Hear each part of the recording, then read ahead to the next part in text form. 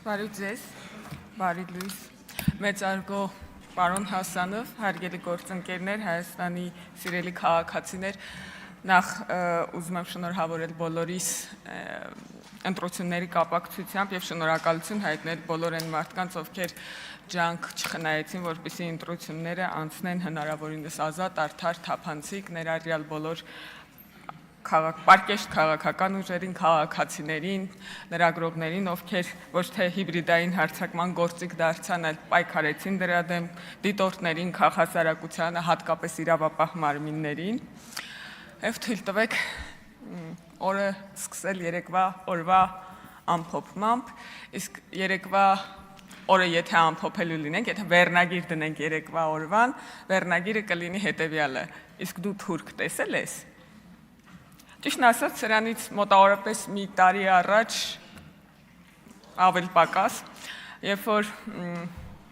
շարժում էր ձևավորվել, ուժեղ Հայաստան, չէ, մեր ձևով շարժումը, ով որ ինքն իրեն անվանում էր ապաքաղաքական, բայց հավակնում էր մասնակցել քաղաքական գործընթացներին, ես ինքս ինձ հարց էի տալիս, զարմանում եւ զայրանում էի մեկ-մեկ, թե ինչպես կարող է քաղաքական հավակնություն ունեցող խումբը լինել ապաքաղաքական։ Երեք ես տեսա թե ինչպես։ Մենք հանդիպել ենք ապաքաղաքական խմբակցության ժողովուրդ։ Ես չգիտեմ ոնց արձագանքել են հարցին, թե ոնց որ ով է թուրք տեսել, ով չէ, էլի, եթե քաղաքականության դեպատի ոնց որ հարցը դա է։ Պարոն Ռուբինյանը այստեղ չի, ես հույս ունեմ պարոն Ռուբինյանը ինձ լսում է։ Ես պարոն Ռուբինյանին հարց ունեմ եւ կուզեմ նշի իր մոտ եւ եզրափակիչ ելույթի ժամանակ պատասխանի հետեւյալ հարցին. Արդյոք պարոն Ռուբինյան, դուք արդյոք ուրիշ որևէ ազգի ներկայացուցիչ տեսել եք։ Եվ խնդրում եմ թվել են բոլոր ազգերի ներկայացուցիչներին, որոնց երբևէ տեսել եք։ Եվ բաժանել նրանց երկու խմբի։ Ում եք տեսել հեղափոխությունից առաջ եւ ում եք տեսել հեղափոխությունից հետո։ Ես ուզում եմ, որ մեր ընդդիմադիր քաղաքացիները իրենց ներկայացուցիչների միջոցով նաև իմանան, թե դուք ուրիշ որ ազգերի ազդեցության տակ կարող էիք լինել։ Չեմ ակնկալում, որ դուք կպատմեք, թե օրինակ ձեր տեսած պայմանական ռուսների կանտովկեքը ինչ ձևի էին, բայց գոնե թվարկեք, որովհետև դե ելույթի ժամանակն է քիչ լինելու։ Պարոն Ռուբինյանը ասում է, որ ինքը չի ակնկալում, բայց Հայաստան դաշինք չկա։ Իսկ ամեն ինչ այնքան լավ էր սկսվել։ Մի օր դիմացան ժողովուրդ, մի օր դիմացան աշխատելուն։ Հույս ունեմ ինչ-որ պահի կգան, որովհետև իրանց ելույթներին նույնպես բան ունեմ արձագանքելու եւ առաջարկելու իրականում։ Պարոն Ռուբինյանը ասում է, որ ինքը չի ակնկալում, որ ընդդիմադիրները իրեն կընտրեն։ Ես համաձայն չեմ, պարոն Ռուբինյան, ձեզ հետ, եթե դուք ինձ լսում եք, ես ակնկալում եմ, որ ձեզ կընտրեն, որովհետև ընդդիմադիրները ուրիշ թեկնածու չեն առաջադրել եւ ես կարծում եմ իրենք էլ համաձայն են, որ խորհրդարանում չկա ավելի լավ ազգային ժողովի նախագահի թեկնածու, քան դուք եք։ Հիմա իրանք փոխոսնակի թեկնածու են առաջադրելու եւ առաջարկելու են, որ մենք կընտրենք եւ ես կարծում եմ արդար կլինի, եթե ձեզ ընտրեն, մանավանդ որ Ուժեղ Հայաստան կուսակցությունը մի նոր մշակույթ է բերել, ընտրողներին տրակտոր։ Ես ձեզ ընտրելու եմ, պարոն Ռուբինյան։ Ես ձեզից տրակտոր չեմ ակնկալում, բայց խնդրում եմ, եթե այդպես է ձևը, ընտրողի ու չընտրողի միջև պետքա տարբերություն լինի, խնդրում եմ ինձ որպես ընտրողի արտոնություններ տալ, օրինակ, երբ որ ժամանակը սպառվի, թույլ տալ ելույթ ունենալ, իսկ ձեզ չընտրողներին ընդհատել կեսից։ Եթե տենց է ձևը, եկեք տենց աշխատենք, ժողովուրդ ջան, իսկ եթե ոչ, ես ակնկալում եմ, որ մեզ կընտրեն այնքան ընդդիմադիր պատգամավորներ, ինչքան ընդդիմադիր պատգամավորներ ակնկալում են, որ մենք կընտրենք իրանց առաջադրած փոխոսնակին։ Ես կարծում եմ դա կլինի որակյալ եւ այդ երեկվա առաջարկված մշակույթին համապատասխան ազգային ժողով։ Երեք Աննա Գրիգորյանը այստեղ կանգնած մեր վարկանիշի տատանումներից էր խոսում, դուք ասում եք 18-ին վարկանիշ ունեիք, 21-ին չունեիք, հիմա չգիտեմ ունեք թե չունեք։ Ոնց որ ժողովուրդ ջան, ձեր դարդը լացեք։ Մենք մեր վարկանիշը բարձրացրել ենք նախորդ ընտրությունների համեմատ։ Մենք 40,000-ով ավելի ձայն ունենք, դուք 130,000-ով ավելի պակաս ձայն ունեք։ Ոնց որ եկեք ամեն մեկս մի հատ մեր խնդիրների վրա ուշադրություն դարձնենք։ Լևոն Քոչարյանը ասում էր բանա. ԲՀԿ-ից մանդատները գողացակ։ ԲՀԿ-ից մանդատները գողացաք։ Ժողովուրդ ջան, հիշում եք ոնց տեղի ունեցավ դա։ Եթե մի քաղաքական գործիչ կա, ով որ այդ 3 ընտրատեղամասերի ձայները համառորեն գրառումներով, լայվերով պաշտպանում էր, ասում է ժողովուրդ ջան, այդ մարդիկ ճիշտ է, ուշ են քվեարկել, բայց ազատ են քվեարկել։ Այդ քաղաքական գործիչը մեր կուսակցության փոխնախագահ Վահագն Ալեքսանյանն է։ Ասում էր եկեք չչեղարկենք։ Չէ, որ չէ, չեղարկեցինք, գնացին Սահմանադրական դատարան, ասում են ամբողջ պետությամբ վերաքվեարկություն դրեք։ Ես ձեր բոլորի դիմումները կարդացեմ, ժողովուրդ ջան, ոչ մեկ 3 տեղամասի վերաքվեարկություն չի ուզել։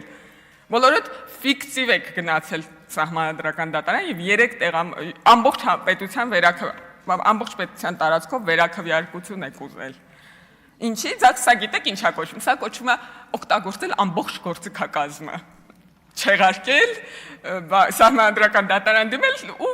ոնց որ մենք միակ դերակատարն ենք քաղաքական ուժերից, ով որ ԲՀԿ-ի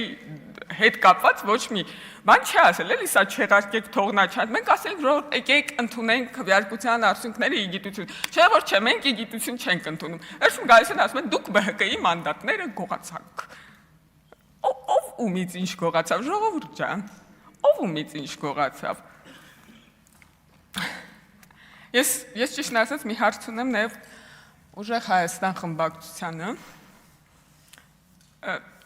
Ինչ կա հաջորդ վարչապետ Սամվել Կարապետյանից։ Կարա կեսօրվանից հետ հաշվարկ սկսեք, օրինակ մնաց 1786 օր։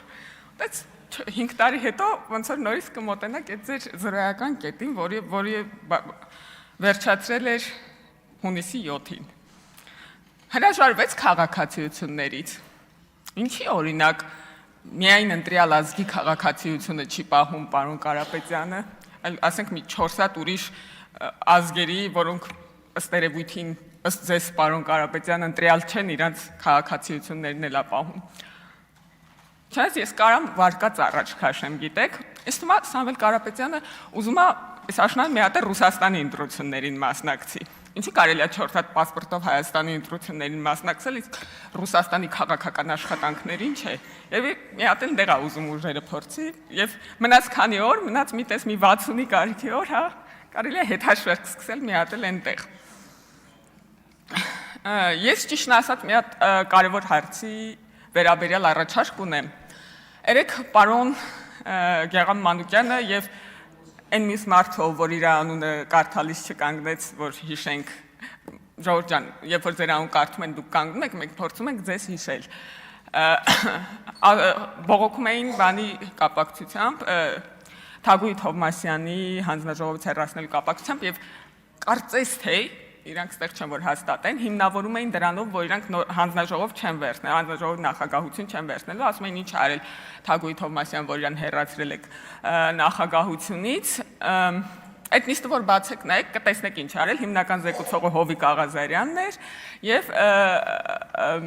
մեր հիմնավորումները, մեր խմբակցության հիմնավորումները էթիկական էին։ Ես ճիշտն ասած, քանի որ նախորդ գումարման ազգային ժողովում էթիկայի հանձնաժողով չկար, իսկ ես գումարման ազգային ժողովում էթիկայի հանձնաժողով կա։ Ես ճիշտն ասած, տենց հրապարակային առաջարկ եմ անում քննարկման, առհասարակ պաշտոնյաների հետ կապված հարցերը քննարկել միայն էթիկայի հանձնաժողովի եզրակացություններից հետո, որտեղ մենք համամասնորեն ներկայացված կլինենք ընդդիմություն իշխանություն, բայց այդտեղ մի հատ շատ բարդ բան է պետք անել, ընդդիմադիրներին պետքա գործի գալ, թե չէ մենք էլի մեծամասնություն կլինենք։ Այդ ոնց որ չգիտեմ հաղթահարելի խոչընդոտ է, թե ոչ։ Պարոն Վարդևանյան, ձեր երեկվա ելույթից ունես տպավորություն, որ Սահմանադրական դատարան չեղարկել է ընտրությունների արդյունքները, բայց ոչ չեն ասում, որ տրամադրություններ չընկնի, չէ՞ ժողովուրդ ջան, եթե Սահմանադրական դատարանը արձանագրեր, որ կեղծված է ընտրությունների արդյունքները, ոնց որ ուրիշ պրոցեսների մեջ կլինեինք, ոչ թե այսօր ես այստեղ ելույթ կունենայի ձեր առջև եւ մենք ազգային ժողովի նախագահ ընտրելիս կլինեինք։ Պարոն Կարապետյան, ես հույս ունեմ, որ դուք վերջում խմբակցության անունից ելույթ կունենաք, ես ձեզնից երկար ոնց որ ձեր ժամանակը երկար չեմ ուզենա վատնել, ես խնդրում եմ, որ դուք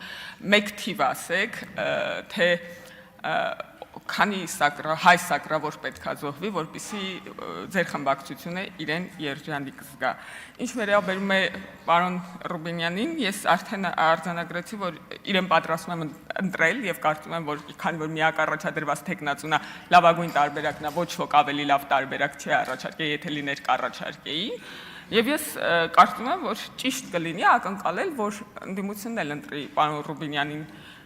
այնպես, ինչպես իրանք հեսա ակնկալելու են, որ մենք պետք է ընտրենք իրանց առաջադրած թեկնածուին։ Շնորհակալություն։